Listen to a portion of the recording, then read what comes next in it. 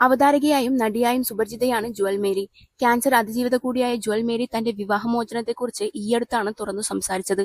അമ്മയാകാൻ താൻ ഏറെ ആഗ്രഹിച്ചിരുന്നുവെന്നാണ് ജുവൽ മേരി പറയുന്നത്. പിങ്ക് ബ്രോഡ്കാസ്റ്റിനു നൽകിയ അഭിമുഖത്തിലാണ് ജുവൽ മേരി മനസ്സ് തുറന്നത്.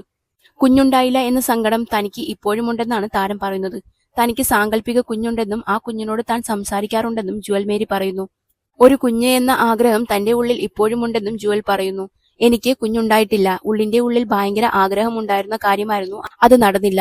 പറയാൻ പറ്റാത്ത പ്രശ്നങ്ങൾ ഉണ്ടായിട്ടുണ്ട്. ഇപ്പോഴും ആഗ്രഹമുണ്ട്. അത് നടക്കാത്തതിന്റെ ഒരു ശൂന്യത തോന്നുമ്പോൾ ഞാൻ ലാലി ലാലി പാട്ട് വെച്ച് കരയും. കഴിഞ്ഞയാഴ്ചയും കരഞ്ഞു.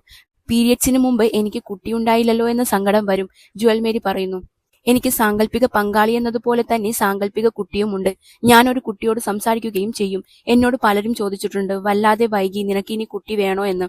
പലരും അമ്മയാകുന്നത് മദർഹുഡിന് വേണ്ടിയാണ്, അത് അനുഭവിക്കാനാണ്. എനിക്കൊരു പോയിന്റ് വരെ അതായിരുന്നു. പക്ഷേ ഇപ്പോൾ ആ വ്യക്തിയെ മീറ്റ് ചെയ്യണമെന്നതാണ് കാരണം.